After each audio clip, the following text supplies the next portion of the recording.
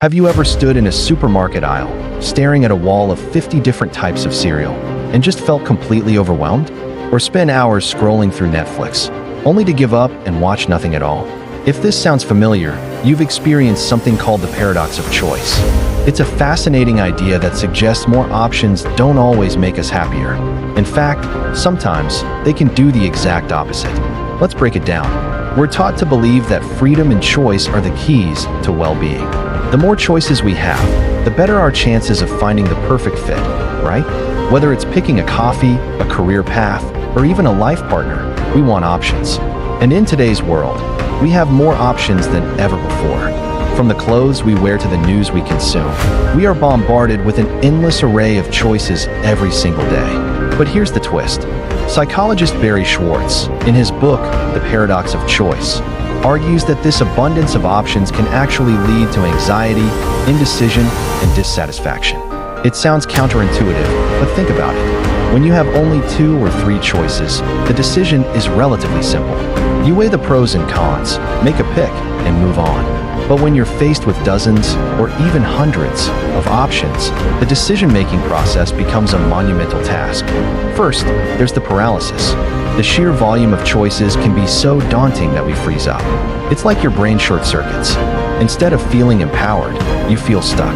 This is why you spend an hour browsing a streaming service and end up rewatching something you've already seen. The effort required to evaluate every new possibility is just too high. Then, there's the problem of escalating expectations. When you have so many options, you start to believe that the perfect one must exist. You're not just looking for a good pair of jeans.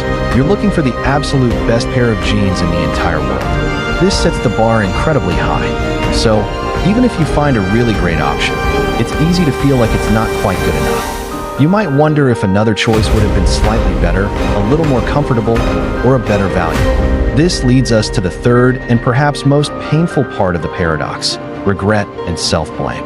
After you finally make a decision from a sea of possibilities, you're more likely to second-guess yourself. If the outcome isn't perfect, you don't blame the options.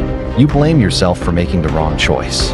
You think, with all those alternatives, I should have been able to pick the perfect one. I messed up. This nagging feeling of what if can turn even a good decision into a source of disappointment. Imagine buying a new smartphone. There are countless models, each with different features, cameras, and price points. You spend weeks researching, reading reviews, and comparing specs. You finally make a purchase. For a moment, you're excited. But then you hear about a new model being released next month, or a friend tells you about a feature on their phone that yours doesn't have. Suddenly, your satisfaction plummets. The joy of your new phone is overshadowed by the ghost of the choices you didn't make. So, are we doomed to a life of choice-induced misery? Not at all. The key isn't to eliminate choice, but to manage it. We need to become what Barry Schwartz calls Satisficers, not maximizers. A maximizer is someone who strives to make the absolute best possible choice. They need to examine every single option to ensure they're not missing out. This is an exhausting and often unrewarding pursuit. A Satisficer, on the other hand, has a set of criteria and standards. They look for something that is good enough, something that meets their needs and standards. Once they find an option that fits the bill, they make a decision and stop looking. They don't worry about the endless other possibilities they might have missed. They choose, and they move on. Studies show that Satisficers are generally happier, more optimistic, and more satisfied with their decisions than maximizers. How can you become more of a Satisficer? First, try to limit your options voluntarily. Instead of browsing every single restaurant in your city for dinner, maybe just pick from your top 3 favorites or a specific neighborhood. When shopping, decide what you need beforehand and focus only on items that meet those requirements. Second, practice gratitude.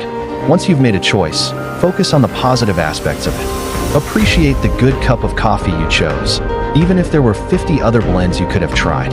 Enjoy the movie you're watching instead of wondering about the hundreds you're not. This simple shift in mindset can dramatically increase your satisfaction. Third, lower the stakes. Remind yourself that most decisions are not life or death. Choosing the wrong brand of toothpaste is not going to ruin your life. By reducing the pressure to make the perfect choice every time, you free yourself from the anxiety that comes with it. Make a decision, accept that it's good enough, and direct your energy toward more important things. The paradox of choice is a powerful reminder that in our quest for more, we can sometimes lose sight of what truly makes us happy. It's not about having unlimited options. It's about making good, conscious choices that align with our values, and then having the wisdom to be content with them. So next time you feel overwhelmed by a sea of choices, take a deep breath. Remember that good enough is often more than enough to lead a happy and fulfilling life. Thanks so much for watching. What choices have you found overwhelming recently? Let me know in the comments below. And if you enjoyed this video, don't forget to like and subscribe for more content just like this. See you next time.